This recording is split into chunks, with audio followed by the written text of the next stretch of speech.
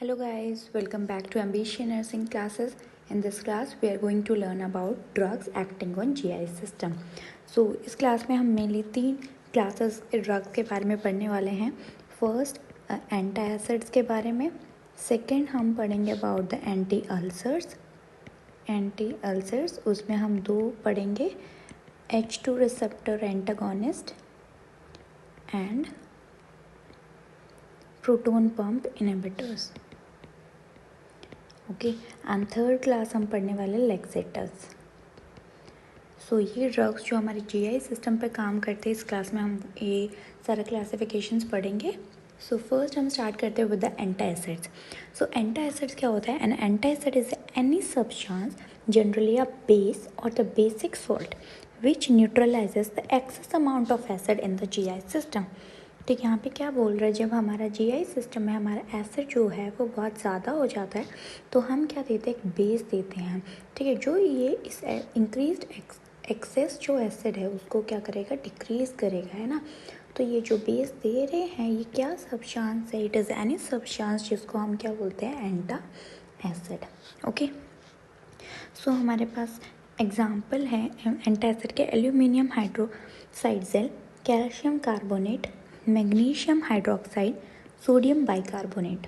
Okay, सो anti acids हम कहाँ use करेंगे? The treatment of the hyper acidity.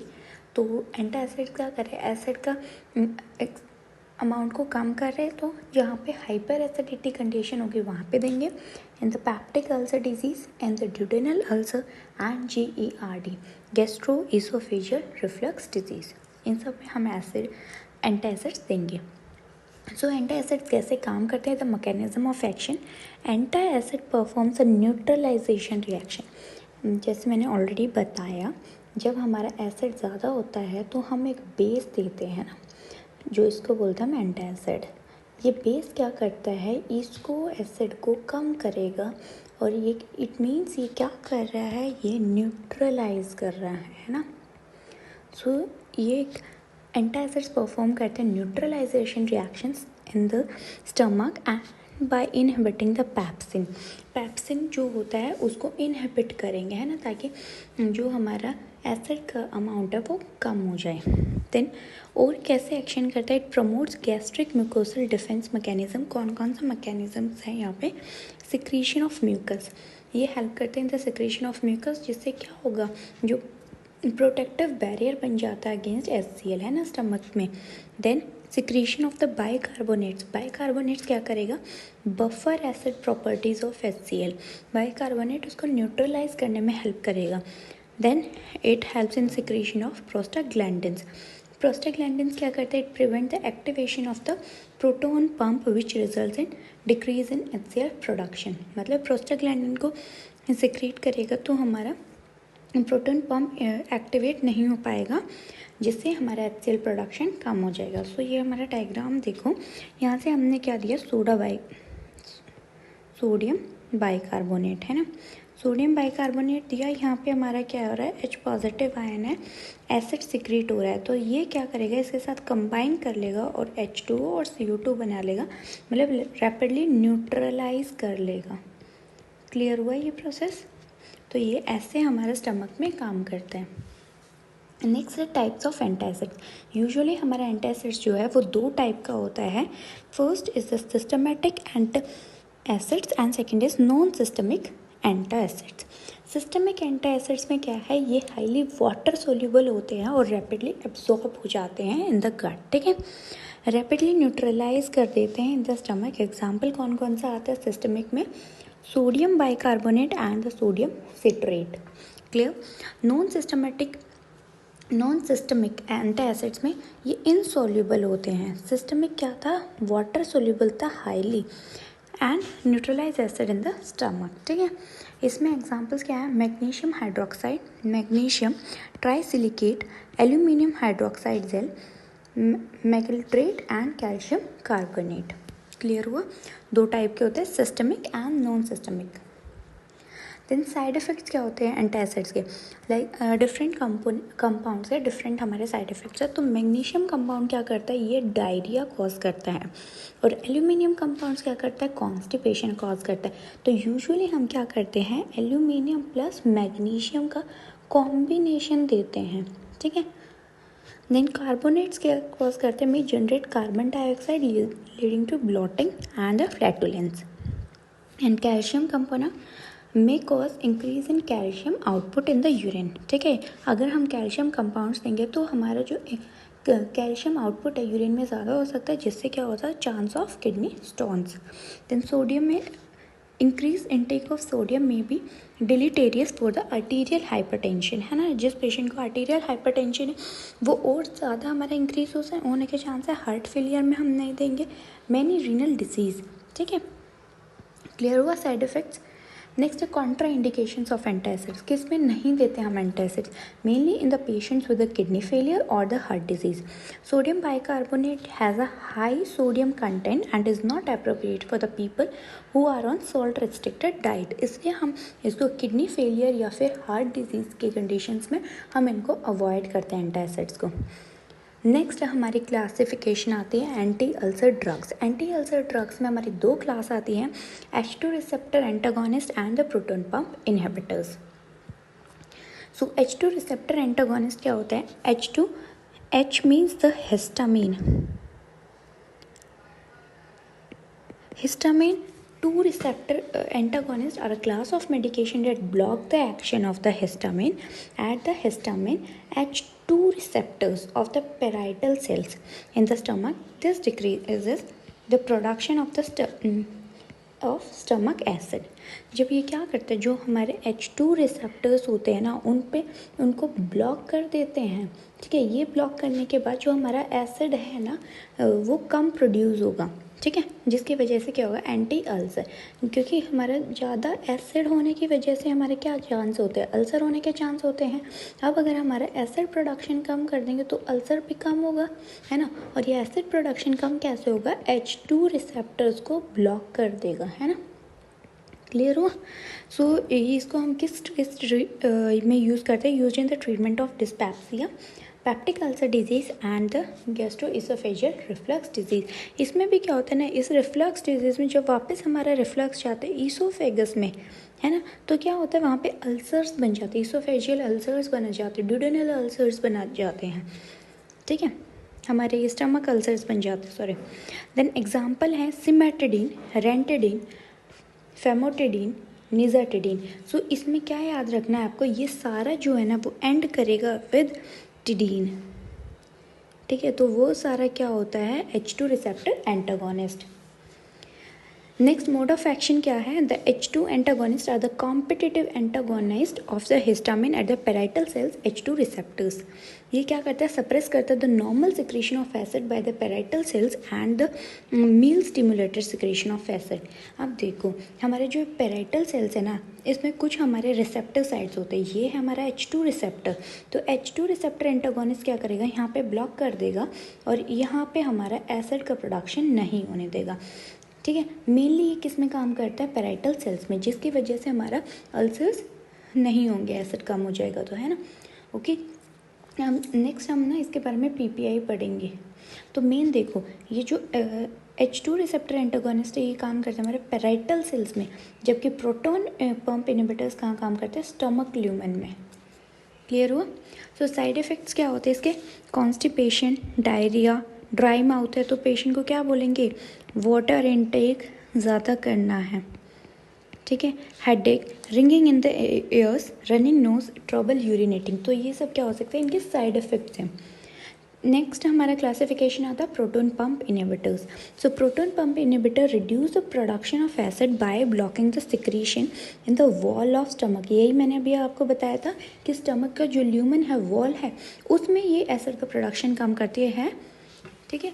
अब mode of action, it inhibit the activity of the acid या फिर proton pump जो होते हैं ना, and bind to hydrogen potassium adenosine triphosphatase at secretory surface of the gastric parietal cells to block the formation of gastric acid, ठीक है। यहाँ पे जो हमारा ये पंप दिख रहा है आपको, एसिड पंप है, ठीक है। यहाँ पे ये जाके इसको ब्लॉक कर देगा स्टमक ल्यूमेन में, जिसकी वजह से हमारा एसिड का प्रोडक्शन जो है कम हो जाएगा, ठीक है। और इसलिए इसको एंटी अल्सर बोलते हैं। एसिड का प्रोडक्शन कम हो गया तो अल्सर हील हो जाएगा। क्लियर हुआ। इसमें एग्जाम्पल आते हैं ओमिप्राजोल, पेंटाप्राजोल, एस्मोप्राजोल, रबिप्राजोल एंड लेनिसोप्राजोल। और हमेशा याद रखना जो एंटी अल्सर्स होते हैं ना, वो हम 30 मिनट्स बिफोर फीड देते हैं, ठीक है।